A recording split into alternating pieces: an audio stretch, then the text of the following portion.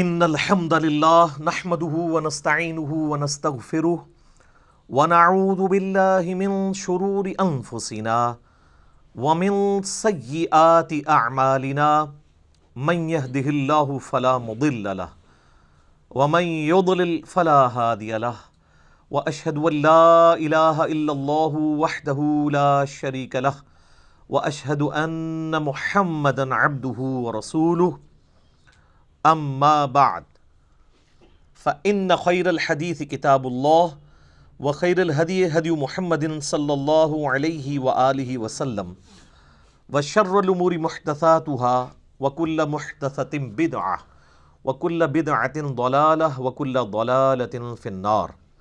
اعوذ باللہ السمیع العلیم من الشیطان الرجیم من ہمزہ ونفخہ ونفثہ بسم اللہ الرحمن الرحیم۔ رب اشرح لی صدری ویسر لی امری واحلل عقدۃ من لسانی یفقہوا قولی۔ بسم اللہ الرحمن الرحیم۔ ان اللہ وملائکتہ یصلون علی النبی یا ایہا الذین آمنوا صلوا علیہ وسلموا تسلیما۔ اللہم صل علی محمد وعلی آل محمد کما صلیت علی ابراہیم وعلی آل ابراہیم انک حمید مجید۔ اللہم بارک علی محمد وعلی آل محمد کما بارکت علی ابراہیم وعلی آل ابراہیم انک حمید مجید۔ اللہم ربنا آتنا فی الدنیا حسنۃ وفی الآخرۃ حسنۃ وقنا عذاب النار۔ لا الہ الا انت سبحانک انی کنت من الظالمین۔ حسبنا اللہ ونعم الوکیل۔ یا حی یا قیوم برحمتک استغیث ولا تکلنی الی نفسی طرفۃ عین۔ ربنا آتنا من لدنک رحمۃ وہیئ لنا من امرنا رشدا۔ لا حول ولا قوۃ الا باللہ العلی العظیم، آمین۔ الحمدللہ آج 1 دسمبر 2019 کو سنڈے کے دن قرآن کلاس نمبر 6 میں ہم قرآن حکیم کے انٹروڈکشن کے پوائنٹ آف ویو سے بقیہ کے جو 3 علمی پوائنٹس ہیں ان کو ڈسکس کریں گے۔ پچھلی 5 کلاسوں کے اندر ہم نے قرآن حکیم کے جو 40 پوائنٹس اس کے تعارف کے حوالے سے تھے ان کو ڈیٹیل کے ساتھ کور کیا ہے۔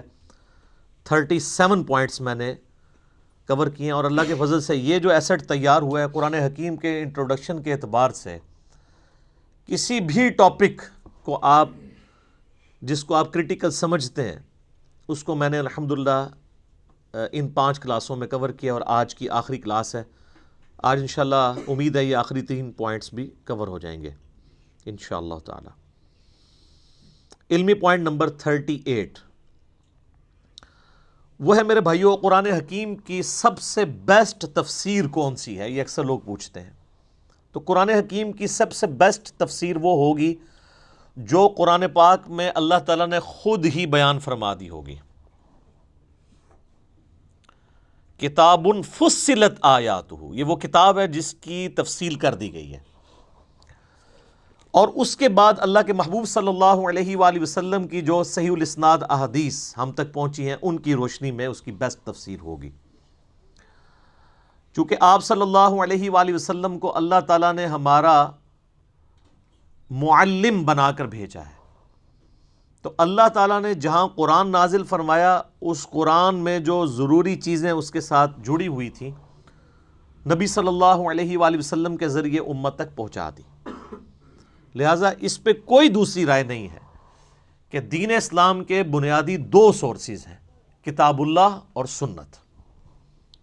اجماع امت جو ہے وہ کتاب و سنت میں ہی داخل ہے، کیونکہ اجماع کو حجت ماننا کتاب و سنت کو حجت ماننا ہے۔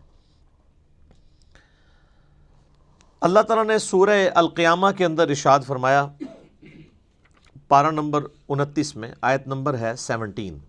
اعوذ باللہ من الشیطان الرجیم۔ ان علینا جمعہ وقرآنہ، بے شک ہمارے یہ ذمے ہے قرآن کو جمع کرنا اور اس کا پڑھانا۔ فَإِذَا قَرَأْنَاهُ فَاتَّبِعْ قُرْآنَهُ، تو جب قرآن پاک پڑھا جا رہا ہو تو آپ اس کی اتباع کیا کریں. ثُمَّ إِنَّ عَلَيْنَا بَيَانَهُ، اس کے بعد اس کا بیان یعنی اس کی جو تفسیر ہے وہ بھی ہمارے ذمہ ہے. اس آیت کے کانٹیکسٹ میں صحیح بخاری میں ایک حدیث ہے کہ نبی علیہ السلام پہ جب وحی کا نزول ہوتا تھا تو آپ کہ چونکہ سینہ مبارک پہ یہ نازل ہوتی تھی، روح مبارک پہ، تو آپ علیہ السلام اپنی زبان کو تیزی سے حرکت دیتے تھے تاکہ جو کچھ پڑھا جا رہا ہے جبرائیل علیہ السلام کی طرف سے وہ مجھے کریم ہو جائے، زبانی یاد ہو جائے. تو پھر اللہ تعالیٰ نے نبی علیہ السلام کی تسلی فرمائی کہ آپ اپنی زبان کو تیزی سے حرکت نہ دیا کریں، یہ ہمارے ذمے ہے آپ کے سینے میں قرآن کو جمع کرنا اور اس کے بعد اس کا بیان، اس کی تفسیر وہ بھی ہمارے ذمے ہے جو سنت کی فارم میں ہم تک پہنچی ہے. اب اکثر لوگ یہ سوال پوچھتے ہیں کہ جی قرآن حکیم کی کون سی تفسیر پڑھی جائے، اور اس حوالے سے یہ بات بھی پبلکلی آتی ہے کہ جی تفسیر بالرائے کرنا حرام ہے. اس کے حوالے سے میں پہلے بھی ڈسکشن کر چکا ہوں. جہاں تک احکامات کا تعلق ہے تو ظاہر ہے کہ وہ قرآن حکیم اور صحیح الاسناد احادیث کی روشنی میں ان کو سمجھا جائے گا. لیکن جہاں تک قرآن حکیم کے سائنٹیفک فیکٹس ہیں تو وہ جیسے جیسے سائنس آگے جا رہی ہے اور ہڈن ٹروتھس جو اس یونیورس کے ہیں وہ انسان پہ ایکسپوز ہو رہے ہیں تو اس کی بنیاد پہ ان چیزوں کو سمجھنا ضروری ہوگا. اس کے حوالے سے میں نے پچھلی دفعہ ڈسکشن کی تھی کہ ہمارے پرانے بزرگوں سے قرآن حکیم کا ترجمہ اور تفسیر کرتے ہوئے کئی فاش غلطیاں صرف اسی لیے ہوئیں کہ اس وقت سائنس کا اتنا علم نہیں تھا. اس کی وجہ سے انہوں نے ترجمے میں بھی اپنی طرف سے کچھ چیزیں داخل کر دیں جو اس وقت ان کے پاس لمیٹڈ نالج تھا، اس کو مد نظر رکھتے ہوئے، جو آج غلطیاں جو ہیں وہ مسلمانوں کے لیے وبال جان بنی ہیں. تو یہ یاد رکھیے گا کہ قرآن حکیم کے صرف ٹیکسٹ کی گارنٹی ہے. اس کے ترجمے کے اندر کوئی شخص الفاظ کا چناؤ غلط کر لیتا ہے یا تفسیر کرتے ہوئے غلط بات لکھتا ہے تو وہ قرآن حکیم اس کو آن نہیں کرتا. تو سائنٹیفک فیکٹس کے حوالے سے تو میں پچھلی دفعہ ڈسکس کر چکا. رہا احکامات کا تعلق، تو اس کے حوالے سے جو قرآن حکیم کی تفسیر ہے، سب سے بیسٹ تفسیر وہ تفسیر ہوگی جو قرآن حکیم کی آیات اور صحیح الاسناد احادیث کی روشنی میں ہوگی. اس حوالے سے امت میں کئی ایک تفاسیر لکھی گئیں، سینکڑوں کی تعداد میں تفاسیر موجود ہیں، درجنوں میں نہیں ہے. لیکن سب سے پہلے جو اسلام میں قرآن حکیم کو بنیاد بنا کے جو تفسیر لکھی گئی وہ 4 صدی ہجری میں ایک بزرگ فوت ہوئے ہیں. آپ 3 صدی ہجری کا بھی ان کو کہہ سکتے ہیں. 310 ہجری میں وہ فوت ہوئے. ابن جریر طبری رحمہ اللہ تعالی المتوفی 310 ہجری. آپ سمجھ لیں امام بخاری امام مسلم کے ہم اثر ہیں آلموسٹ. امام بخاری 256 ہجری میں فوت ہوئے، امام مسلم 261 میں، یہ 310 میں فوت ہوئے. ان کی تفسیر کو کہا جاتا ہے تفسیر ابن جریر یا تفسیر طبری بھی. انہوں نے تاریخ کی بھی ایک کتاب لکھی ہے، وہ تاریخ طبری ہے. یہ ایک پہلی کوشش تھی قرآن حکیم کی تفسیر، اور یہ بڑی ڈیٹیلڈ تفسیر ہے. ابھی تک اس کا اردو ترجمہ نہیں آیا. تاریخ ابن جریر یعنی تاریخ طبری کا اردو ترجمہ آ گیا ہے، لیکن تفسیر ابن جریر کا ابھی تک نہیں آیا. البتہ اس کی اگر آپ نے تلخیص دیکھنی ہو تو 8ویں صدی ہجری میں ایک بہت بڑے محدث گزرے ہیں، حافظ عماد الدین ابن کثیر رحمہ اللہ تعالی المتوفی 774 ہجری 774 ہجری میں فوت ہوئے. انہوں نے تفسیر لکھی، اسے تفسیر ابن کثیر کہا جاتا ہے. وہ مارکیٹ میں 6 جلدوں میں اویلیبل ہے اردو ترجمے کے ساتھ. اب تو اس کا اگلا ورژن بھی آ چکا ہے، تحکیم اور تخریج کے ساتھ بھی آ گئی ہے. قرآن حکیم کی سب سے بیسٹ تفسیر بالروایا، احادیث کی روشنی میں، روایات کی روشنی میں پوری دنیا میں جو مانی جاتی ہے وہ تفسیر ابن کثیر ہے. اگرچہ اس میں بھی کئی ایک دیو مالائی قصے کہانیاں بھی انہوں نے لکھ دی ہیں، ان کو اگر چھوڑ دیا جائے اور جو کچھ جعلی روایتیں بھی لکھ دیں ان کو بھی چھوڑ دیا جائے اور صرف صحیح الاسناد احادیث کو دیکھا جائے تو اس سے بیسٹ کوئی تفسیر نہیں ہے. اب مارکیٹ میں چونکہ یہ تخریج اور تحکیم کے ساتھ شیخ البانی رحمہ اللہ تعالیٰ اور شیخ زبیر علی زئی رحمہ اللہ تعالیٰ کی تحکیم کے ساتھ اویلیبل ہے، تو آپ کو صحیح اور ضعیف کا فرق پتہ چل جائے گا۔ مکتبہ اسلامیہ نے، جن کی یہ مشکات چھپی ہوئی ہے، 6 جلدوں میں انہوں نے شیخ زبیر صاحب کی تحکیم کے ساتھ تفسیر ابن کثیر چھاپی ہوئی ہے، PDF بھی آپ کو گوگل میں مل جائے گا۔ کمال کا کام ہے وہ۔ اس میں شیخ صاحب نے صحیح ضعیف کا فرق اور جو من گھڑت قصے کہانیاں تھیں ان کو، یعنی وہ لکھی تو ہوئی ہیں لیکن ان کے نیچے فٹ نوٹ پہ لکھ دیا کہ ان کی کوئی اصل نہیں ہے۔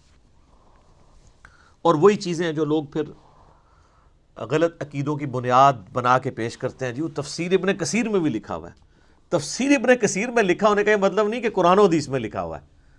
ایک عالم ہے، اس نے کوئی ایک واقعہ لکھ دیا، اس میں تو بڑے عشق مشوقی والے بھی واقعات لکھے ہوئے ہیں، ان کی کوئی اصل نہیں ہے۔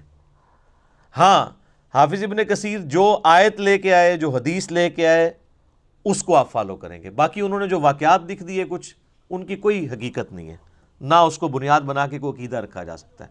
عقیدے کا سورس کتاب و سنت ہے۔ تفسیر ابن کثیر چونکہ ڈیٹیلڈ ہے، اس لیے یعنی لوگوں کے لیے پڑھنے میں بھی تردد ہوتا ہے۔ اسی کو مزید تلخیص کے ساتھ ایک جلد کے اندر اہل حدیث مکتبہ فکر کی جانب سے بڑا اچھا کام ہوا ہے۔ احسن البیان ایک قرآن کی تفسیر ہے، حافظ صلاح الدین یوسف صاحب کی، آلموسٹ ان کی 90 سال کے قریب عمر ہے۔ دارالاسلام والوں کا اکثر وہی کام کر رہے ہوتے ہیں۔ سعودی عرب سے بھی حاجیوں کو جو مفت تفسیر دی جاتی ہے وہ وہی ہے۔ پاکستان میں بھی آپ کو احسن البیان کے نام سے دارالاسلام والوں سے مل جائے گی۔ اس کا ایک بڑے یعنی سائز میں بھی ورژن آ چکا ہے۔ اس میں ریڈ اور بلیک کلر، 2 کلرز انہوں نے یوز کیے ہیں۔ ریفرنسز ریڈ کلر میں ہیں اور رائٹنگ بلیک کلر میں، فونٹ بھی موٹا ہے۔ اور سب سے بڑی خوبی یہ ہے کہ تفسیر جو ہے وہ نچلے والے ہاف پورشن میں ہوئی ہے۔ پہلے تو آپ کو پتہ تفسیریں سائیڈ حاشیے پہ چھپتی تھیں، تو وہ حاشیہ ڈھونڈتے ہوئے آدھا ادھر ہوتا تھا، آدھا ادھر ہوتا تھا، تو انہوں نے آدھا حصہ جو ہے وہ عربی اور ترجمے کے لیے رکھا ہے اور نیچے والا ہاف حصہ جو ہے اس کی تفسیر کے لیے۔ حاجیوں کو یہ مفت دیا جاتا ہے۔ وہ حاجیوں والا جو ورژن ہے وہ چھوٹے سائز میں، اس کی ہینڈ رائٹنگ بھی چھوٹی ہے، بال پڑھی جا سکتی ہے، لیکن یہ جو ابھی اٹلی سے پرنٹ کروایا ہے دارالاسلام والوں نے، وہ بڑے سائز میں ہے اور اس کی قیمت بھی آلموسٹ 1200 روپے ہوگی اس وقت، لیکن بڑے اچھے کاغذ کے اوپر ہے۔ باقی تو دارالاسلام والے آلموسٹ ڈبل ٹرپل قیمت ہی کتابوں کی لگا رہے ہوتے ہیں، لیکن قرآن کے ساتھ شکر انہوں نے یہ ظلم نہیں کیا، قرآن کی قیمت انہوں نے بڑی اچھی رکھی ہوئی ہے۔ تو وہ آپ دارالاسلام والا قرآن احسن البیان لیں، اگرچہ اس میں بھی کئی ایک خامیاں ہیں، اور وہ خامیاں اس وجہ سے ہیں کہ صلاح الدین یوسف صاحب کا ایک اپنا خاص مزاج ہے، وہ انہوں نے اپنا مزاج بھی اس میں کچھ داخل کیا ہے۔ میں نے وقتاً فوقتاً اس کو ہائی لائٹ کیا ہے، اس کو ضرورت نہیں ہے، بٹ اوورآل اس وقت جتنی تفسیر اویلیبل ہیں ان میں ایک آپ کو مختصر تفسیر کے طور پہ وہ ایک اچھی تفسیر مل جائے گی ایک جلد کے اندر۔ لیکن ان تمام تفسیر میں آپ کو ایک کمزوری نظر آئے گی، اور وہ یہ ہے کہ یہ آج کے دور کے انسان کے ساتھ کئی معاملات میں مس فٹ ہے۔ ظاہر حافظ ابن کثیر نے جو تفسیر لکھی، اس کو لکھے ہوئے بھی آلموسٹ 650 سال ہو چکے ہیں۔ اب 650 سال میں دنیا چینج ہو چکی ہے، عقائد کے اختلافات نئے آ چکے ہیں۔ حافظ صاحب کے زمانے میں تو علم غیب، حاضر و ناظر، یہ والے ایشوز تو نہیں تھے۔ اب زیادہ تر ایشوز جو ہیں وہ ان عقیدوں کے حوالے سے ہیں، تو اس لیے یہ چیزیں آپ کو وہاں پہ خالی نظر آئیں گی۔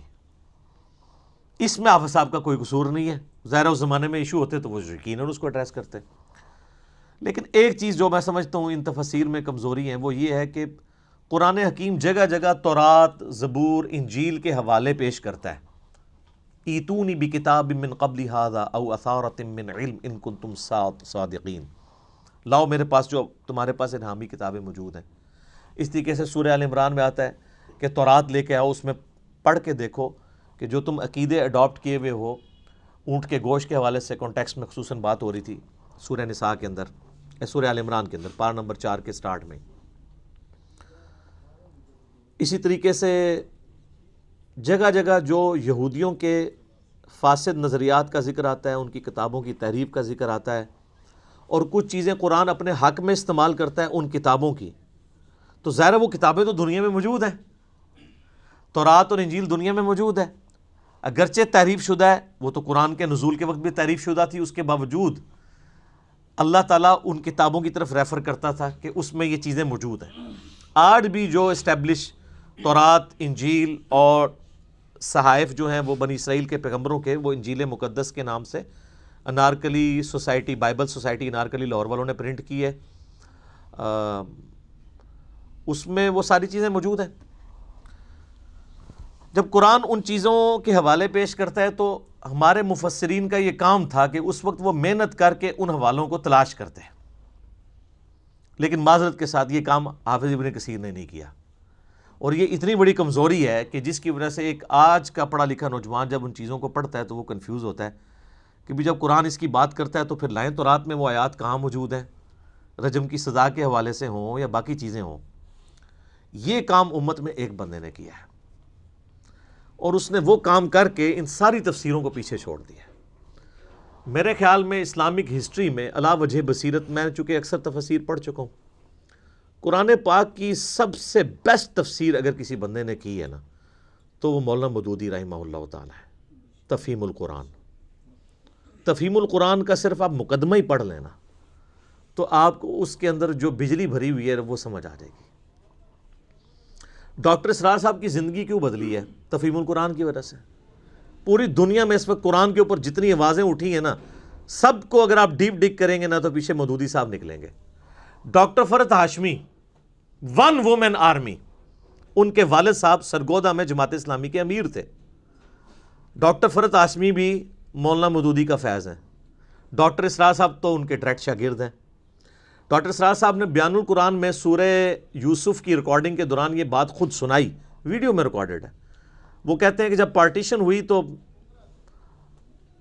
پنجاب میں، جو مشرقی پنجاب ہے جو اس وقت انڈیا میں، محصور ایک علاقہ تھا، اس علاقے کا نام بھی محصور تھا، اور کہتے ہیں اس میں ہم محصور بھی ہو گئے، اور میں میٹرک کا سٹوڈنٹ تھا۔ تو کہتے ہیں ہم مورچے بنا کے مسلمانوں کی حفاظت کے لیے بیٹھے ہوتے تھے، پورا دن کرنے کو کام نہیں ہوتا تھا۔ تو ان دنوں مولانا مودودی رحمہ اللہ کی جو تفسیر ہے تفہیم القرآن، یہ ان کا جو رسالہ نکلتا تھا ترجمان القرآن، اسی کے نام پہ انہوں نے پبلیکیشن بھی بنائی ہوئی ہے ترجمان القرآن کے نام سے۔ تو اس میں مودودی صاحب کی تفسیر چھپ رہی تھی، تو ان دنوں سورہ یوسف کے اوپر مودودی صاحب لکھ رہے تھے۔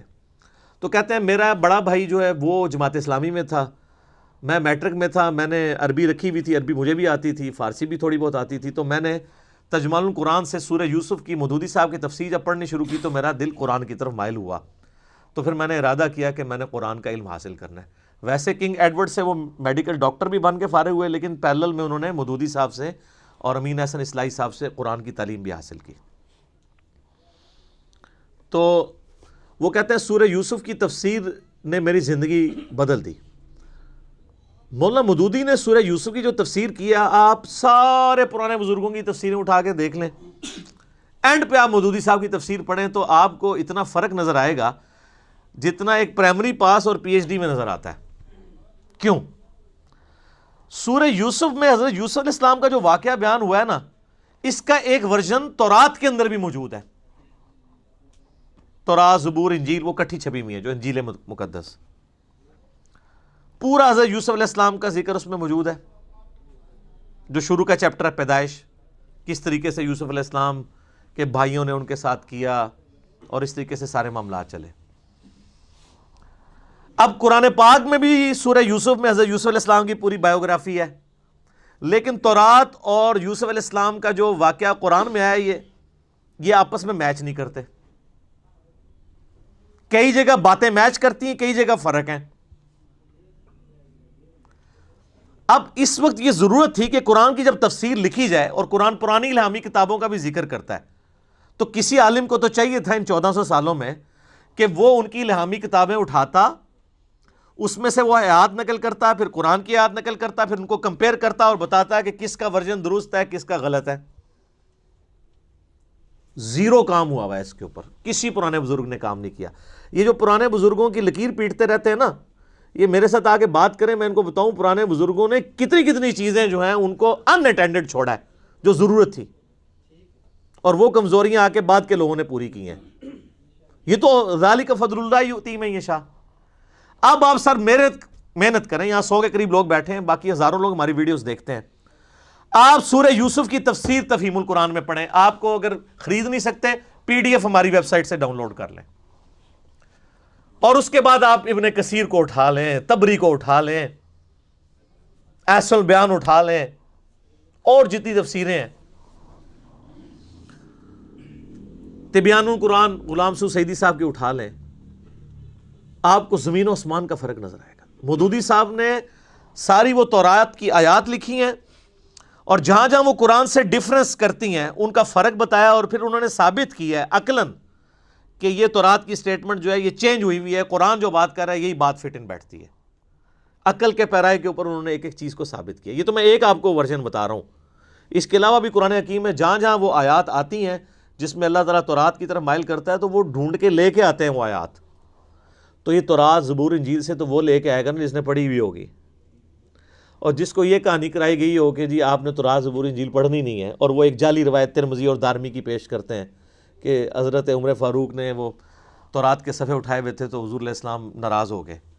یہ تو ان اصول محدثین پہ روایت ہی ضعیف ہے، یہ قرآن کے بھی خلاف ہے۔ قرآن تو کہتا ہے ایتونی بکتاب من قبل ھذا او اثارۃ من علم ان کنتم صادقین۔ بال مودودی صاحب نے یہ محنت کی ہے اور آج آپ پڑھیں تو آپ کا دل خوش ہوتا ہے۔ قرآن کی حقانیت جس طریقے سے انہوں نے کھول کے، ابھی میں ان سائنٹیفک فیکٹس کے حوالے سے جو ان کی ڈسکشن ہے، پھر قرآن کی جو انقلابی دعوت ہے، جو غیر مسلموں کے اسلام کے اوپر اعتراضات ہیں، اس کا آپ کو زیرو آنسر ملے گا ابن کثیر میں، ابن جریر میں اور باقیوں میں۔ لیکن مودودی صاحب وہ ساری سائنٹیفک چیزیں، وہ سارے علمی اعتراضات، چاہے وہ جدید تھے یا قدیم تھے، ان کو آخری درجے تک جا کے ایڈریس کرتے ہیں کہ ایک بندے کا دل اشش کر اٹھتا ہے کہ یار اس بندے، اور میں حیران ہوں کہ اس بندے نے، اس زمانے میں نہ کوئی سافٹ ویئر تھے، نہ حدیث کی کتابیں ہر بندے کی پہنچ میں تھی، اس بندے نے اتنا انٹلیکچوئل کام کیا ہے، اور پھر جو اللہ نے ان کو روانگی دی تھی قلم کی، ماشاء اللہ تعالی لا حول ولا قوت الا باللہ۔ اور یہ آپ پڑھ کے دیکھیں گے تو، میں نے تو ساری پڑھی ہوئی ہے نا، میں تو اینڈ پہ تفہیم القرآن پہ پہنچا تو مجھے آئیڈیا ہوا کہ پوری دنیا کے اندر انٹلیکچوئلس کیوں تفہیم القرآن کا ذکر کرتے ہیں، تو وہ آپ کو آئیڈیا ہوگا۔ تفہیم القرآن آپ ضرور خریدیں۔ ادارہ ترجمان القرآن والوں نے اب کمپیوٹر کمپوزنگ کے ساتھ بھی تفہیم القرآن چھاپ دی ہے۔ پہلے تو وہ ہینڈ ریٹن تھی نا کاتب کی، وہ خیر کاتب بھی وہ بڑا کلاس کا کاتب تھا جس نے لکھی ہوئی تھی، لیکن ظاہر ہے کمپیوٹر کمپوزنگ والی ذرا فونٹ بڑا کر دیا انہوں نے، تو عام مکتبوں سے آپ خریدیں گے تو آپ کو بڑی مہنگی ڈبل قیمت لگاتے ہیں۔ بہتر یہ ہے کہ آپ جماعت اسلامی کے جو آپ کے دفاتر ہیں اپنے علاقوں میں، ان کے پاس جائیں، ان کو کہیں ہول سیل پرائس کے اوپر لگائیں، تو وہ آدھی قیمت پہ آپ کو آلموسٹ ملے گی۔ اب خلافت و ملوکیت مارکیٹ میں 400 روپے کی بک رہی ہے جو نئی انہوں نے پرنٹ کی ہے، ہول سیل پہ اس کی قیمت جو ہے 240 روپے ہے۔ کتنا فرق ہے؟ تو وہ آپ تفہیم القرآن اگر کوئی خرید نہیں سکتا تو وہ ہماری ویب سائٹ پہ جائے، گوگل میں جائے، آپ کو اس کا PDF مل جائے گا، PDF ڈاؤن لوڈ کر لیں، وہ تو فریلی اویلیبل ہے۔ کوئی بھی ایشو ہو آپ تفہیم القرآن کو کھول کے پڑھیں، انشاءاللہ آپ کو آخری درجے تک چیزیں کلیئر ہوں گی کہ یہ اختلاف کیا تھا اور اس کی کیا شکل ہے۔ ایون اہل تشیع کی کتابوں کے ریفرنسز بھی تھے نا جو، وہ بھی مولانا مودودی نے جمع کیے ہیں۔ یعنی سیدنا عمر کا دفاع کرنا پڑا سورہ نور کی آیت نمبر 55 میں خلافت کے حوالے سے کہ اللہ تعالیٰ جو وہ اہل ایمان کو زمین میں خلافت دے گا، تو نہج البلاغہ سے مولا علی کا خطبہ انہوں نے نقل کیا ہے۔ جو جنگ قادسیہ میں حضرت عمر جا رہے تھے تو مولا علی نے ان کو روکا تھا اور کہا تھا کہ اللہ تعالیٰ نے آپ کو مسلمانوں کا مرکز بنایا، اگر آپ شہید ہو گئے تو پیچھے ہمارا شرازہ بکھر جائے گا۔ اب یہ نہج البلاغہ میں خطبہ لکھا ہوا تھا شیعہ کی کتاب میں، کسی کو نظر نہیں آیا، حافظ ابن کثیر کو نظر نہیں آئی نہج البلاغہ، لیکن اب جب شیعہ کے سامنے آتا ہے تو اب شیعہ کے لیے وہ خطبہ پڑھ کے خلفائے راشدین کی شان کو سمجھنا آسان ہے بنسبت ہماری کتابوں کے ریفرنسز کے، تو مودودی صاحب نے وہ نقل کیا۔ میں یعنی تفہیم القرآن کی اگر آپ کو انالیسس کروں تو مجھے یہاں پہ کم از کم 30-40 گھنٹے چاہیے شروع سے لے کے اینڈ تک، کہ اللہ تعالیٰ نے اس بندے سے کتنا بڑا کام لیا۔ تو تفہیم القرآن ضرور آپ لوگ خریدیں، کیونکہ لوگ پوچھتے ہیں مجھے کون سی تفسیر پڑھیں، میں کہتا ہوں ساری پڑھیں، اس کے بعد اینڈ پہ تفہیم القرآن بھی پڑھیں تو آپ کو انشاءاللہ فرق نظر آئے گا کہ انہوں نے کتنا بڑا کام کیا۔ تفسیر کے حوالے سے عموماً اہل بدعت جو ہے نا، ان کی طرف سے بڑے دھوکے دیے جاتے ہیں۔ وہ کہتے ہیں نہیں قرآن پاک کی آیات کا شان نزول بھی دیکھنا بڑا ضروری ہے۔ وہ یہ سمجھ رہے ہوتے ہیں کہ شان نزول سے شاید رزلٹ کوئی اور نکل آئے گا۔ یعنی قرآن پاک کے پہلے صفحے پہ لکھا ہے نا ایاک نعبد و ایاک نستعین، وہ کہتے ہیں اس کا شان نزول ڈھونڈیں تاکہ ہم یا علی مدد یا غوث پاک مدد ثابت کر لیں۔ آپ اپنی عقل استعمال کریں کہ شان نزول کیا قرآن کی آیات کا ایسا ہو سکتا ہے جو قرآن کی سٹیٹمنٹ کے اپوزٹ جا رہا ہو؟ پاسبل ہی نہیں ہے۔ قرآن اگر کہہ رہا ہے کہ تیری ہی عبادت کرتے ہیں اور تجھی سے دعا مانگتے ہیں، تو احادیث یا اس کا شان نزول کبھی آپ کو یہ سپورٹ نہیں کرے گا کہ آپ بابوں کو پکارنا شروع کر دیں، قبروں سے مانگنا شروع کر دیں۔ سورہ نساء کی آیت نمبر 82 ہے کہ اگر قرآن اللہ کے سوا کسی اور ہستی کی طرف سے ہوتا تم اس میں اختلاف کثیر پاتے۔ اتنی موٹی کتاب میں عام آدمی لکھتا ہوا تو بھول ہی جائے گا پہلے صفحے پہ میں کیا لکھ کے آیا ہوں، اور آگے جا کے کچھ اور لکھ دے۔ اگر قرآن کے پہلے صفحے پہ ایاک نعبد و ایاک نستعین لکھا ہے نا، تو قرآن میں کوئی آیت اس کے خلاف نہیں ہوگی، وہ آپ کو نظر آ رہی ہوگی۔ جیسے وَاسْتَعِینُوا بِالصَّبْرِ وَالصَّلَاةِ، نماز اور صبر سے مدد چاہو، کہتے ہیں جی اس سے تو ثابت ہو گیا کہ غیر اللہ سے مدد، تو اس کا مطلب ہے المدد یا نماز، المدد یا صبر۔ کہتے ہیں نہیں جی، وہ نماز پڑھیں تو اللہ کی مدد آتی ہے، تو پھر اللہ ہی ہے نا، کیونکہ آگے ان اللہ مع الصابرین۔ وَاسْتَعِینُوا بِالصَّبْرِ وَالصَّلَاةِ کا یہ مطلب کیسے ہو گیا کہ المدد یا نماز، المدد یا صبر؟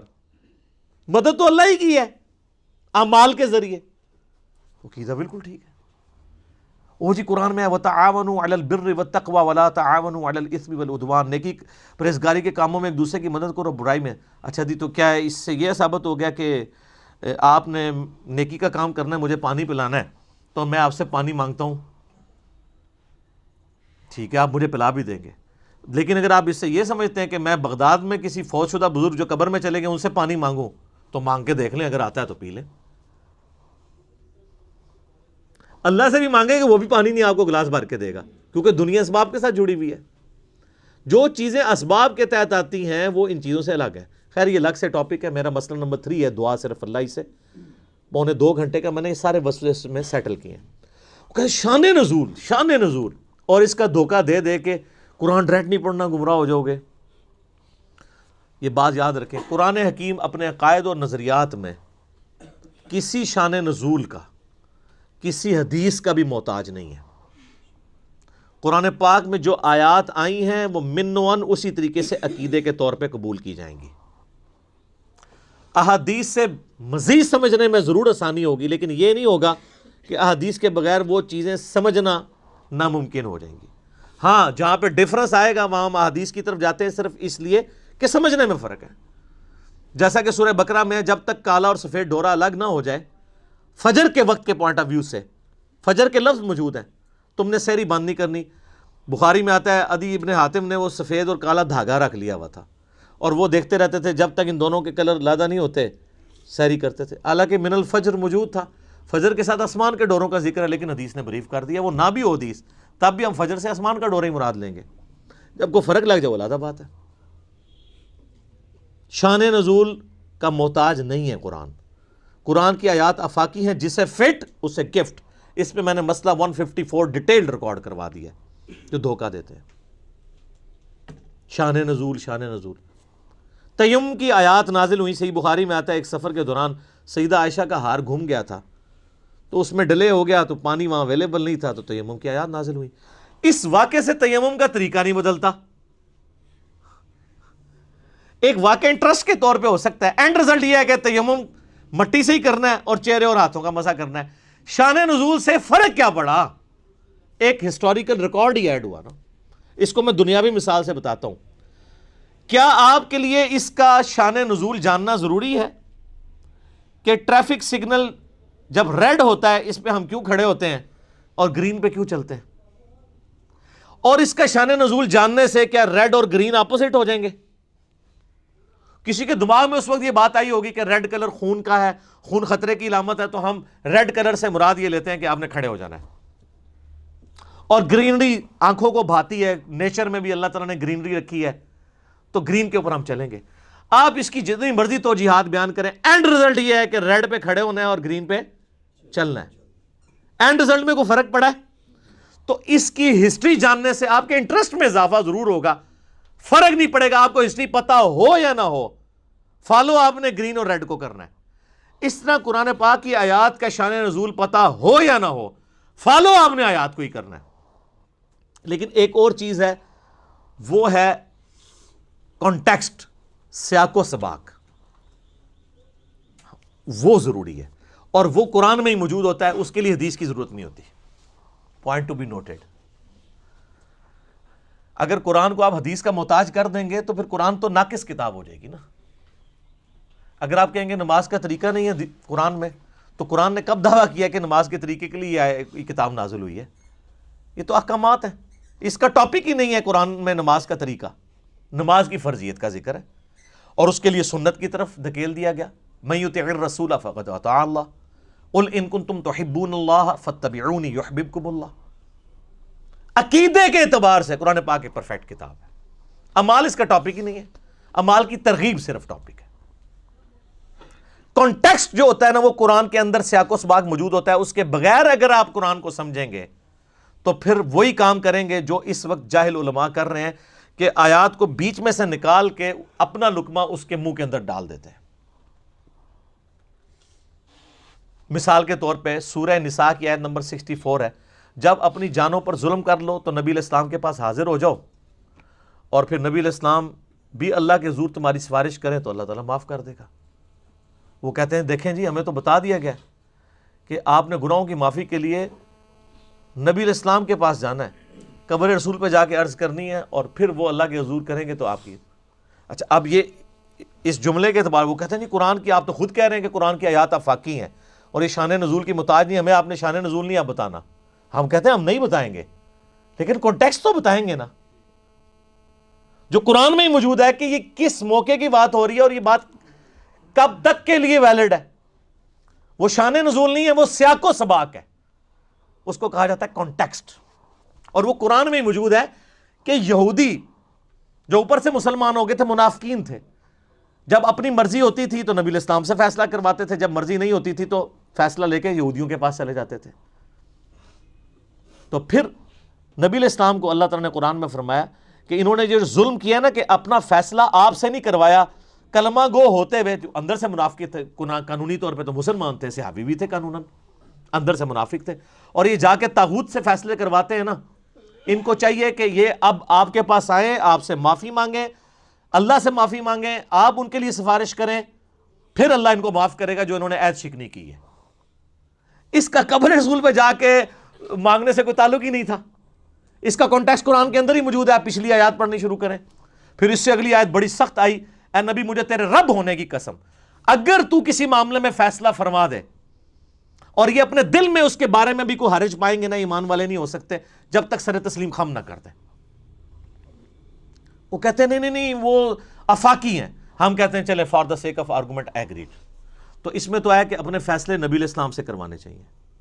تو ٹھیک ہے، پھر آپ عدالتیں بند کر دیں، جب کبھی جھگڑا ہو قبر رسول پہ حاضر ہو، اندر سے آواز آ جائے گی. کہتے ہیں نہیں یہ اس طرح تو نہیں ہوگا. تو جو آپ پھر بنائے ہوئے کیتا وہ بھی نہیں ہوگا. یہ علمی پھکی ہے کہ اگر آپ نے اس کو وہ سمجھنا ہے. اور اس سے بڑی یہ کہ ثقیفہ بنی ساعدہ میں جو مسئلہ مس ہینڈل ہوا، جس کی وجہ سے آج تک امت دو ٹکڑے ہوئی ہے، میرا اس کے اوپر کلپ بھی ہے، سیدہ فاطمہ کا قاتل کون. حضرت ابوبکر اور حضرت علی میں اختلاف ہوا، 6 مہینے تک بخاری مسلم میں آتا ہے حضرت علی نے بیعت نہیں کی ہے. یار کسی کے دماغ میں نہیں آیا وَلَوْ أَنَّهُمْ إِذْ ظَلَمُوا أَنفُسَهُمْ جَاءُوكَ سورہ نساء نمبر 64 کے تحت حضرت ابوبکر اور علی مشورہ کرتے ہیں، آؤ جی قبر رسول سے فیصلہ کرتے ہیں، قرآن میں تو ہے اپنے ہر فیصلے میں نبی کو حاکم مانو، ابھی پوچھ لیتے ہیں آپ کا وصی کون ہے. یہ وہ علمی پھکی ہے کہ اس کے بعد ایک ڈکار آتا ہے اور جیسے وہ بندے کی روح پرواز کر جاتی ہے نا، ان کی شیطنت ان کے اندر پرواز کر جاتی ہے، یا علمی موت مر جاتے ہیں. اگر نہیں قبول کریں گے تو مر جائیں گے، ادروائز اپنی اصلاح کر لیں گے. نبی علیہ السلام کے دفنانے کے اوپر اختلاف ہو گیا. کچھ صحابہ نے کہا بیت المقدس لے جاتے ہیں، کچھ نے کہا بقیع غرقد. ترمذی میں آتا ہے سیدنا ابوبکر نے کہا کہ میں نے نبی علیہ السلام سے یہ بات سنی تھی کہ اللہ تعالیٰ نبی کو اس وقت موت دیتا ہے، اس جگہ پہ موت دیتا ہے جو اس کے لیے پسند فرماتا ہے. تو میرا خیال ہے کہ اللہ تعالیٰ نے سب سے بہترین جگہ جو نبی کی موت کے لیے پسند کی ہے نا، وہی سب سے بہتر جگہ ہے کہ وہاں قبر کھودی جائے. تو جس چرپائی پہ آپ فوت ہوئے نا، اس چرپائی کے ایگزیکٹ نیچے قبر کھودی جائے. وفات النبی پہ میں نے 2 گھنٹے کا لیکچر دیا، مسئلہ 163. تو کسی نے نہیں کہا کہ رسول اللہ صلی اللہ علیہ وسلم نے پوچھ لیتے ہیں آپ کو کہاں دفنا ہے. تو کانٹیکسٹ کیا ہوتا ہے، کیا سے کیا بنا دیتے ہیں. اور یہ 2 نمبری سارے کر رہے ہیں. آپ اہل حدیث کی طرف آ جائیں. جو میں نے جس تفسیر کی تعریف کی ہے احسن البیان کی، لیکن میں نے بتایا کہ وہ خاص مینٹلٹی سے لکھتے ہیں.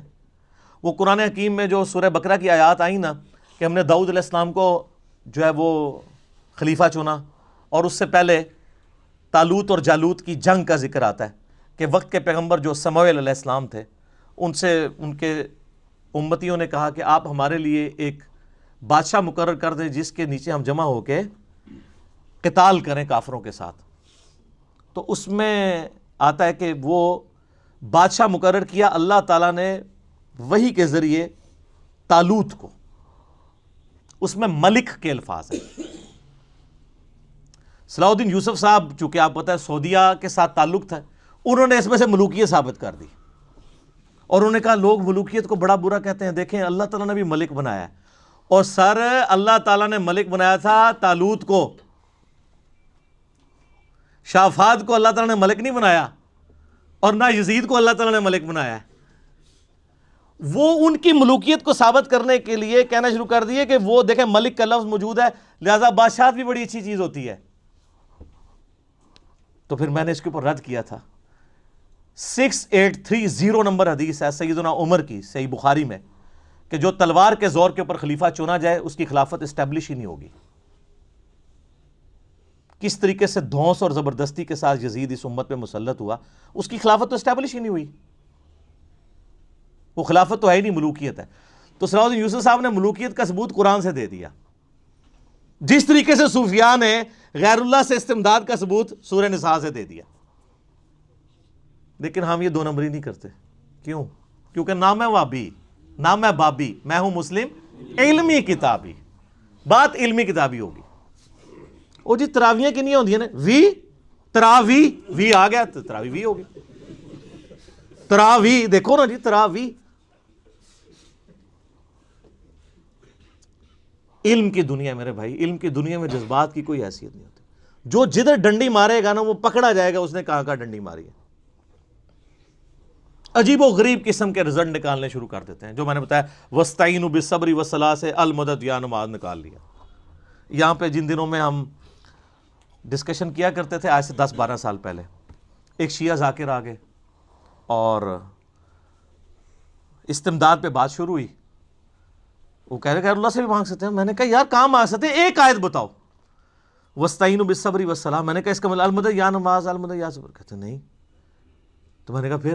کہتا نہیں اللہ کی مدد. وہ جو آیات پیش کرے میں نے پمفلٹ میں سارے وسوسے لکھے ہوئے ہیں، مختصر کرتے کرتے کرتے اینڈ رزلٹ یہ نکلا اس نے ہاتھ اٹھا دیے. کہتا نہیں میں بڑے مفتی کو فون کروں گا اپنے آیت اللہ کو. میں نے کہا ملا سپیکر آن کیا. اب آیت اللہ بھی وہی دلائل دے رہا ہے جو وہ مجھے دے بیٹھا تھا. تو اس نے اپنے آیت اللہ کا مذاق اڑانا اور کہتا سر جی یہ کوئی دلیل ہے وَاسْتَعِینُوا بِالصَّبْرِ وَالصَّلَاةِ کو اور کڈو. وہ اور نکالے، اس کا جواب بھی میں نے دیا تھا، وہ دینا شروع کیا. کرتے کرتے اس کو کلیئر ہو گیا یہ کہانی ہے ساری. اَمَّن يُجِيبُ الْمُضْطَرَّ إِذَا دَعَاهُ وَيَكْشِفُ السُّوءَ وَيَجْعَلُكُمْ خُلَفَاءَ الْأَرْضِ أَإِلَٰهٌ مَّعَ اللَّهِ. سورہ نمل آیت نمبر 62. بھلا بتاؤ تو کون ہے جو اضطراب میں گرے ہوئے شخص کی فریاد کو سنتا ہے اور اس سے تکلیف دور کر دیتا ہے اور تمہیں اگلوں کا زمین پہ خلیفہ کرتا ہے؟ کیا اللہ کے ساتھ اور الہ بھی ہے جس کی یہ کوالٹیز ہوں؟ قلیلا ما تذکرون. بڑے کم لوگ ہی نصیحت حاصل کرتے ہیں. اس آیت میں اللہ نے کہا ہے کہ اللہ کے سوا جس کو بھی تم مدد کے لیے پکارتے ہو گویا اسے خدا مانے ہوئے ہو. یہ تو جھگڑا ہی نہیں ہے کہ مولا علی کو اختیار ہے یا نہیں ہے.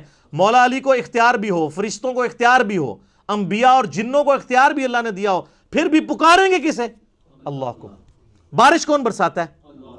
ڈیوٹی کس کی ہے؟ تو بارش کس سے مانگیں گے؟ اللہ سے. ڈیوٹی والا تو مسئلہ ہی نہیں ہے. تو کس طرح دھوکے دیے میں. تو اس طرح کے دھوکوں سے نپٹنے کے لیے آپ کو ایک دفعہ جھوم کے کہنا پڑے گا کہ نہ میں وابی نہ میں بابی، میں ہوں مسلم علمی کتابی. آپ تفہیم القرآن ضرور پڑھیں جی، اس میں انشاءاللہ تعالیٰ آپ کو کئی ایک چیزیں اس حوالے سے مزید کلیئر ہو جائیں گی. چونکہ یہ شان نزول اور کانٹیکسٹ کا دھوکہ دیا جاتا ہے، لہٰذا یہ میری علمی ذمہ داری تھی کہ میں آپ کو اس کے اوپر ڈیٹیل گفتگو کرتا. آپ اندازہ کریں کہ اب آلموسٹ 40 منٹ میرے اس ایک پوائنٹ پہ لگ گئے ہیں. چونکہ رٹی رٹائی تو باتیں نہیں میں نے کرنی ہوتی، نہ وہ کرنی ہوتی ہے جو بزرگوں نے کتابوں میں لکھی ہوئی ہیں. میں تو اس معاشرے کا رہنے والا ہوں اور یہاں کی گمراہیاں آبزرو کرتا ہوں.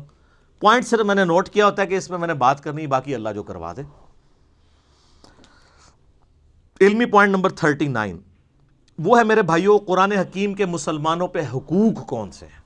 ایک مسلمان پہ قرآن کے کون کون سے حق ہیں جو اس نے پورے کرنے ہیں بینگ اے مسلم. اس پہ بھی 1 گھنٹہ چاہیے، لیکن بڑی اچھی فارم میں یہ کام آلریڈی ایک بندے نے کر دیا ہے، ڈاکٹر اسرار صاحب رحمہ اللہ تعالی. ان کا ایک چھوٹا سا کتابچہ ہے جو لاکھوں کی تعداد میں پرنٹ ہو چکا ہے اور دنیا کی کئی زبانوں میں ٹرانسلیٹ ہو چکا ہے. قرآن حکیم کے مسلمانوں پہ 5 حقوق. آپ ہماری ویب سائٹ سے بھی ڈاؤن لوڈ کر سکتے ہیں، انگلش میں بھی ہے، آپ کو عربی میں، فارسی میں، اردو میں مل جائے گا. چھوٹا سا کتابچہ ہے، آپ کے اندر بجلی بھر دے گا اور آپ کو پہلی دفعہ پڑھ کے یہ اندازہ ہوگا یار میں کہاں کا مسلمان ہوں، میں نے تو قرآن کا کوئی بھی حق پورا نہیں کیا. بل وہ 5 حق میں بتا دیتا ہوں. اب میں ایک حق پہ 1 گھنٹہ بول سکتا ہوں، لیکن نہیں بولوں گا، وہ آلریڈی کام ہوا ہوا ہے. باقی میرے 6 لیکچرز میں جتنا رونا رو چکا ہوں وہ سب کچھ اسی کے گرد ہی تھا. نمبر 1 قرآن پر ایمان لانا. ماشاءاللہ وہ تو سارے لائے ہوئے ہیں. خالی ایمان یعنی قرآن کو ماننا، اصل مسئلہ ہے قرآن کی ماننا. نمبر 2 اس کی تلاوت کرنا. نمبر 3 قرآن کو سمجھنا. بس اب آپ کا ڈاؤن فال شروع ہو گیا. نمبر 4 اس پر عمل کرنا اوسدو کا. اور نمبر 5 اس کی تبلیغ کرنا سب سے مشکل. وَتَوَاصَوْا بِالْحَقِّ وَتَوَاصَوْا بِالصَّبْرِ. پھینٹی پکی. تو ماشاءاللہ پہلے 2 تو اکثر دنیا کے مسلمان پورے کر ہی رہے ہوں گے کسی نہ کسی فارم میں، ایمان اور تلاوت. اگر کوئی لادہ بھی نہیں تلاوت کرتا، وہ کہتا ہے قرآن نماز میں تو میں تلاوت کر ہی رہا ہوں نا سورہ فاتحہ کی، تو یہ 2 حق تو میں ڈیٹم لیول پہ پورے کر رہا ہوں. لیکن قرآن کو سمجھنا، قرآن کہا جاتا ہے کہ دنیا میں سب سے پڑھی جانے والی کتاب قرآن ہے، لیکن اس کا تلخ پہلو یہ ہے کہ دنیا میں سب سے زیادہ بغیر سمجھ کے پڑھی جانے والی کتاب بھی قرآن ہی ہے. سورہ فرقان آیت نمبر 30 وقال الرسول یا رب ان قوم اتخذوا هذا القرآن مہجورا. رسول اللہ شکایت کریں گے قیامت والے دن، اے اللہ میری امت نے قرآن کو پیٹ کے پیچھے ڈال دیا تھا. اس پہ تو اتنا رویا جا سکتا ہے. پچھلی دفعہ میں نے وہ جو ناروے میں قرآن والا واقعہ ہوا تھا، لوگ تو وہ انگریزوں کو برا کہہ رہے ہیں. انگریزوں سے بڑے دشمن تو یہاں مسلمان علماء بیٹھے ہیں جنہوں نے مسلمانوں کو قرآن سے دور کیا. اسی آج میں نے شعیب بھائی کو کہا، وہ قرآن کے بارے میں ایک ماہر القادری رحمہ اللہ تعالیٰ ایک بہت اچھے شاعر گزرے ہیں، بڑے ڈیسنٹ. انہوں نے قرآن کی فریاد ایک اس کی شاعری کی ہے. وہ آج آپ کو ہماری علمی مجلس کے سٹارٹ میں ہم وہ ان سے پڑھوائیں گے کہ قرآن مسلمانوں سے چیخ چیخ کے کیا کہہ رہا ہے کہ تم مجھے طاقوں میں سجاتے ہو، مجھ پہ خوشبو لگاتے ہو، طوطا مینا کی طرح مجھے رٹوا بھی دیتے ہو، لیکن جو میرے احکامات تھے اس کو پس پش تم نے ڈالا ہوا ہے. تو یہ کتابچہ ضرور پڑھیں. قرآن حکیم کے مسلمانوں پہ 5 حقوق ڈاکٹر اسرار صاحب رحمہ اللہ تعالیٰ کا. تو اس علمی پوائنٹ کو میں ادھر ہی چھوڑتا ہوں تاکہ میں اس کو آج مکمل کر لوں. آخری علمی پوائنٹ نمبر ہے 40 نمبر. وہ ہے میرے بھائیوں ہمارے محبوب امام کائنات سید الاولین والآخرین شفیع المذنبین رحمۃ للعالمین سیدنا و مولانا امام اعظم محمد رسول اللہ صلی اللہ علیہ وآلہ وسلم کا آلۂ دعوت یہ قرآن ہے، انسٹرومنٹ آف دعوت. وَأُوحِيَ إِلَيَّ هَذَا الْقُرْآنُ لِأُنذِرَكُمْ بِهِ وَمَنْ بَلَغَ. سورہ الانعام آیت نمبر 19. اے نبی فرما دو قرآن مجھے اس لیے وحی کیا گیا تاکہ اس کے ذریعے میں تمہیں ڈر سناؤں اور جس تک بھی یہ کتاب پہنچ جائے اس کتاب کے ذریعے ڈر سنانا ہے. فضائل اعمال کے ذریعے نہیں، فضائل سنت کے ذریعے نہیں، بلکہ اس کتاب کے ذریعے. اعلی دعوت قرآن. نبی علیہ السلام کا واحد معجزہ جس پہ دعوی نبوت ہے وہ قرآن. اس پہ میں گھنٹوں پچھلی کلاسوں میں بول چکا ہوں. نبی صلی اللہ علیہ وآلہ وسلم کے ہر خطبے کا آغاز صحیح مسلم میں آتا ہے اما بعد فإن خیر الحدیث کتاب اللہ، کتاب اللہ کی تعریف کے ساتھ. نبی علیہ السلام نے حجۃ الوداع کے موقع پر یہ جو حدیث تھی صحیح مسلم کی 2005 نمبر فإن خیر الحدیث کتاب اللہ، حجۃ الوداع کی حدیث صحیح مسلم میں 2950 ہے. جابر بن عبداللہ کہتے ہیں اور اس کو روایت کیا امام باقر نے. امام باقر محمد باقر بن علی بن حسین بن علی، امام حسین علیہ السلام کے پوتے نے، حضرت جعفر صادق کے جو والد تھے. جابر بن عبداللہ سے صحیح مسلم 2950، بڑی لمبی حدیث ہے. نبی علیہ السلام کے حج کے چیپٹر کی مشکات میں بھی آپ کو حج والے چیپٹر میں پہلی حدیث ملے گی. وہ کہتے ہیں کہ نبی علیہ السلام نے ہمیں حجۃ الوداع کے موقع پر فرمایا تھا میں تم میں وہ چیز چھوڑ کے جا رہا ہوں کہ میرے بعد اگر اسے مضبوطی سے پکڑ لو گے کبھی گمراہ نہیں ہوگے، اور وہ اللہ کی کتاب ہے۔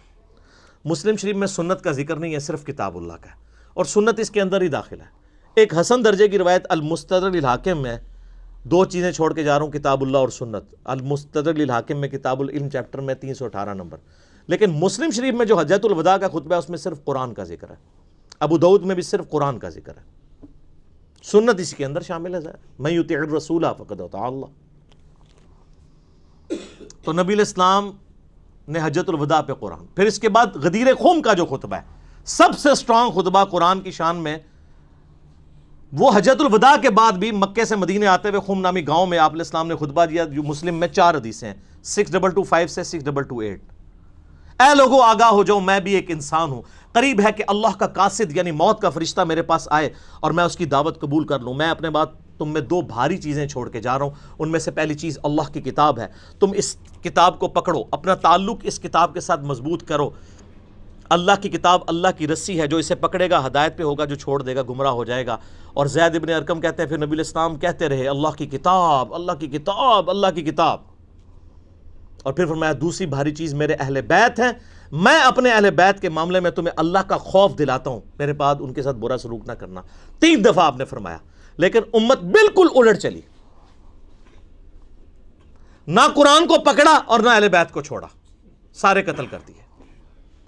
اچھا یہ ماہر القادری کا ہی شعر ہے، ان کے ہاتھوں سے لٹی باغ رسالت کی بہار، جو نمازوں میں پڑھتے صدا پڑھتے رہے صلی اللہ۔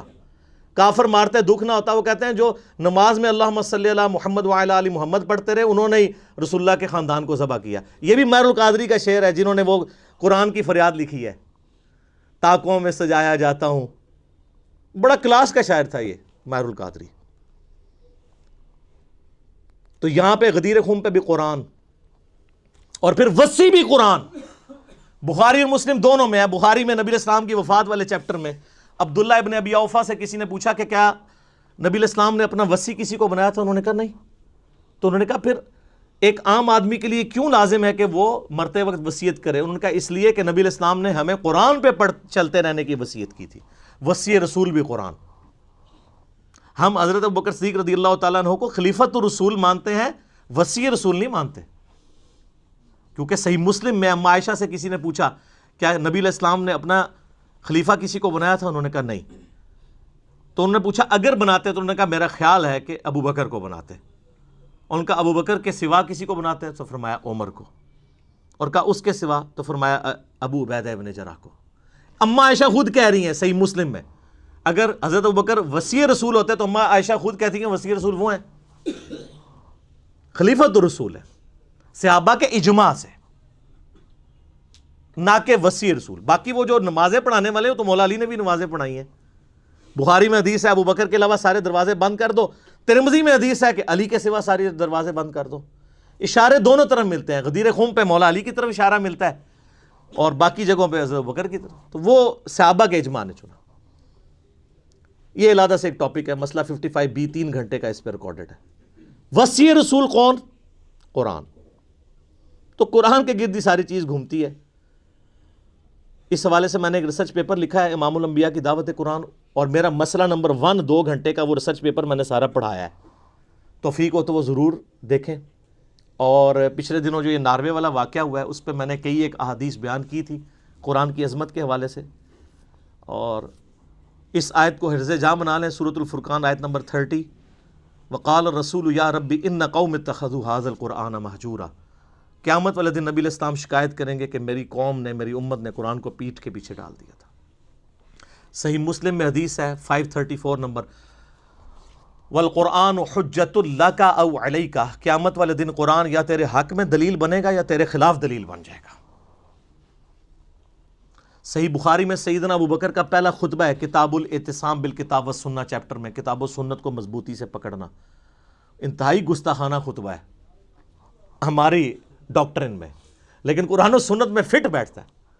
اس میں حضرت ابوبکر کہتے ہیں کہ اللہ تعالیٰ نے اپنے نبی کو اس کتاب کے ذریعے ہدایت دی، اب یہ تمہارا کام ہے کہ کتاب باقیوں تک پہنچا کے اس کتاب کے ذریعے انہیں ہدایت دو، کیونکہ وہ کہیں گے کیا نبی گمراہ تھے؟ نہیں، وَوَجَدَكَ ضَالًّا فَهَدَىٰ، اے نبی تمہیں ہم نے اپنی محبت میں خود رفتہ پایا اور ہدایت کی اعلیٰ ترین درجے تک پہنچا دیا۔ ہر نبی پیدائشی نبی ہوتا ہے، لیکن جب وحی کا نزول اس کے اوپر ہوتا ہے پھر اس کی ہدایت کامل درجے تک پہنچ جاتی ہے، گمراہ کبھی بھی نہیں ہوتا نبی۔ سورہ الشورى کا آخری رکوع یہ ہے کہ ہم نے اے نبی علیہ السلام اس قرآن کے ذریعے آپ کو ہدایت دی ہے، وَإِنَّكَ لَتَهْدِي إِلَىٰ صِرَاطٍ مُسْتَقِيمٍ، اور اب آپ بھی لوگوں کو سیدھے راستے کی طرف مائل کرتے ہیں۔ تو اعلی دعوت قرآن، وصی رسول قرآن، اس کے علاوہ بھی کئی ایک احادیث ہیں۔ میرا مسئلہ نمبر 170 بھی ہے، 170 نمبر، قرآن حکیم کے ترجموں کے جو دھوکے دیے جاتے ہیں کہ جی کس کا ترجمہ پڑھیں قرآن حکیم کی اہمیت کے پوائنٹ آف ویو سے، یعنی اس پہ تو گھنٹوں بولا جا سکتا ہے، لیکن میں نے کوشش کی ہے کہ اپنی 6 کلاسوں میں قرآن حکیم کا تعارف آپ دیکھ لیں، آلموسٹ یہ 6 گھنٹے کی گفتگو تو بن گئی نا۔ ابھی بھی اس پہ گھنٹوں گفتگو ہو سکتی تھی، لیکن میں نے اس کو سکپ کیا تاکہ ہمارا قرآن پاک والا معاملہ جو ہے وہ تفسیر والا شروع ہو جائے۔ امید ہے انشاءاللہ تعالی اگلی دفعہ ہم سورۃ الفاتحہ سے آغاز کریں گے، اور اس میں پہلا لیکچر کوشش کروں گا سورہ فاتحہ کے اوپر ہی ہو، کیونکہ ام القرآن ہے، یہ قرآن کی ماں ہے، قرآن کا مقدمہ ہے۔ اس کے بعد سے پھر سورہ بقرہ جب شروع ہوگی تو پھر ہم جتنی آیات ہماری اس 55 منٹ کے اندر ہو جائیں گی وہ ٹھیک ہے، پھر اس سے اگلی۔ ویسے تو میں قرآن حکیم کی 9 سالوں میں ایک پوری ڈیٹیل ریکارڈنگ پورے قرآن کی کرا چکا ہوں، آپ کو پتہ ہے، 2010 سے لے کر 2019 تک، تو وہ یوٹیوب کے اوپر اویلیبل ہے۔ لیکن پھر دوبارہ سے اس لیے سٹارٹ کی کہ اس دفعہ ہم ذرا اس کو مزید بہتر بنائیں ویلیو ایڈیشن کر کے، اور اس میں ایک ویلیو ایڈیشن ہوگی انشاءاللہ کہ جب میں آیات بولا کروں گا وہ آپ کو اسکرین پہ ڈسپلے ہوتی ہوئی نظر آیا کریں گی نیچے، تاکہ کنسنٹریشن لوز نہ ہو۔ تو انشاءاللہ تعالی اگلی دفعہ ہم سورۃ الفاتحہ سے اللہ کا نام لے کے شروع کریں گے، اور اللہ تعالیٰ سے ہم یعنی امید کرتے ہیں کہ اللہ تعالیٰ اتنا موقع دے کہ ان چیزوں کو ہم ایک دفعہ مکمل کر لیں انشاءاللہ تعالیٰ۔ دیکھیں دنیا میں کئی لوگوں نے تفسیریں ریکارڈ کروائی ہوئی ہیں، لکھی بھی ہوئی ہیں، آپ وہ تفسیریں لکھی بھی پڑھ کے دیکھ لیں، ریکارڈڈ بھی سن لیں، اس کے بعد اس مسکین کی بھی کوئی ایک آیت کی تفسیر نکال کے دیکھ لیں، تو آپ کو زمین و آسمان کا فرق نظر آئے گا۔ اس کی وجہ یہ ہے کہ جو علماء یہ کام کرتے رہے، کسی خاص مکتبہ فکر سے اٹھے، اسی نیریٹو میں انہوں نے بات کرنے کی کوشش کی۔ ہم نے تو پوری کوشش کی، آپ کو پتہ ہے میں نے اپنی جو 9 سالوں میں ریکارڈنگ ہوئی اس میں ایک آیت کے اوپر بھی میں نے 6 گھنٹے بھی گفتگو کی ہے، 8 گھنٹے بھی گفتگو کی ہے، صرف اس لیے کہ وہ آیت بون آف کنٹینشن بنی ہوئی تھی اختلافات کے پوائنٹ آف ویو سے، میں نے کوشش کی کہ اس کو ایڈریس کیا جائے۔ لیکن اب جو ہماری یہ تفسیر ریکارڈ ہونے جا رہی ہے اس میں میں اتنا ڈیٹیل نہیں بولوں گا، صرف کراس ریفرنسز دے دوں گا۔ جس طرح آج میں نے کئی کراس ریفرنسز دیے ہیں، مسئلہ نمبر 55B کا دیا ہے، مسئلہ نمبر 1 کا دیا ہے، وہ 55B 2.25 گھنٹے کا ہے، 1 نمبر 2 گھنٹے کا ہے، مسئلہ 170 1.5 گھنٹے کا ہے۔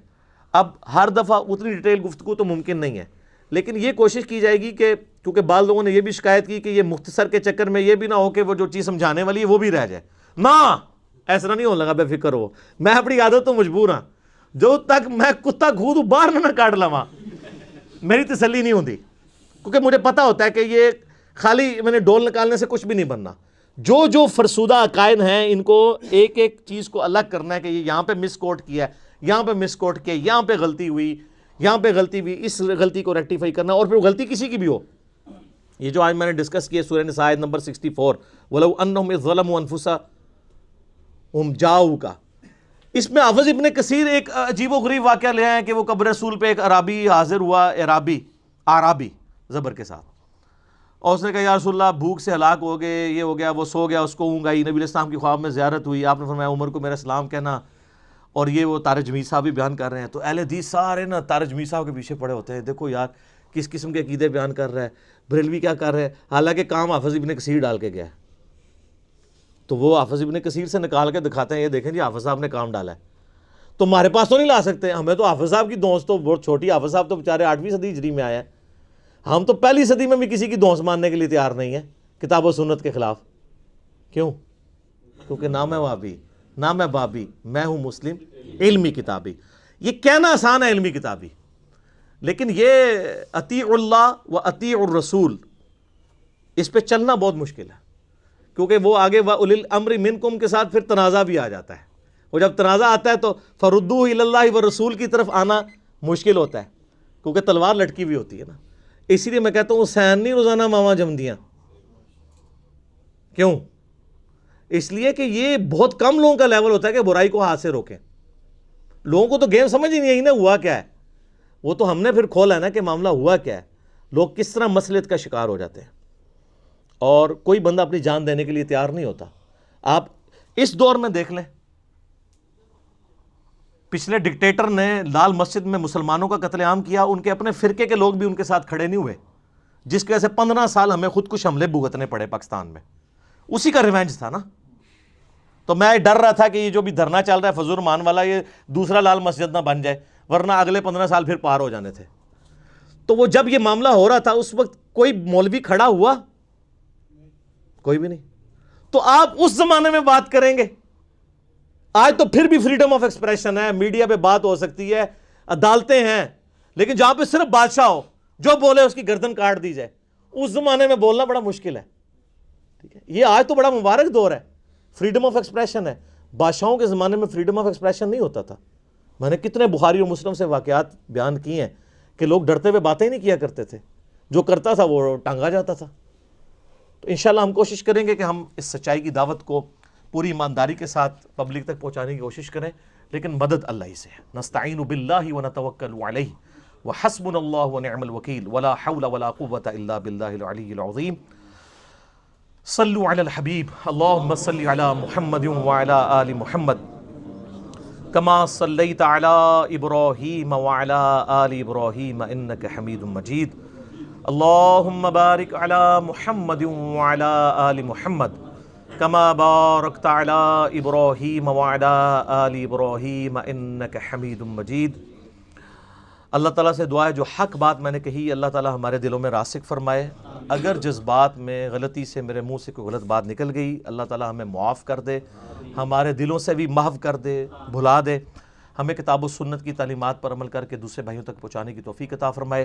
سبحانک اللہم و بحمدک اشہد ان لا الہ الا انت استغفرک و اتوب الیک وما علینا الا البلاغ المبین۔ جزاکم اللہ خیرا۔